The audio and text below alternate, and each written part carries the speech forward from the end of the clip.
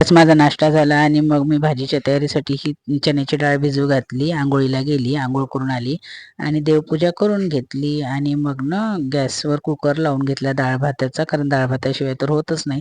मग हे भांडे होते टोपल्यामध्ये, ते भांड्यानं मी फळीवर रॅकमध्ये असे लावून घेतले.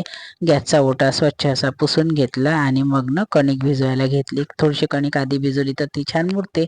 मग ना ती भिजवलेली डाळ मी बारीकशी अशी हिरव्या मिरच्या आणि लसण टाकून दळून घेतली आणि मग एक कांदा घेतला. त्या कांद्याला ठेचून मग तो गॅसवर भाजायला ठेवला. एक खोबऱ्याचा तुकडा घेतला, तो पण गॅसवर भाजायला ठेवला आणि मग हे भाजून झाल्यानंतर मिक्सरमध्ये छान असं बारीकसं वाटण तयार करून घेतलं आणि भिजवलेले हे वाटलेल्या डाळीमध्ये थोडंसं मीठ घालून ते ना कढईवर चाळणीमध्ये वाफवायला ठेवलं आणि मग एकीकडे रस्सा बनवून घेतला आणि मग हे वाफवलेले गोळे त्याच्यामध्ये घातले. तर इतकं छान असा हा रस्सा, मटणाच्या रस्सासारखा रस्सा तयार झाला.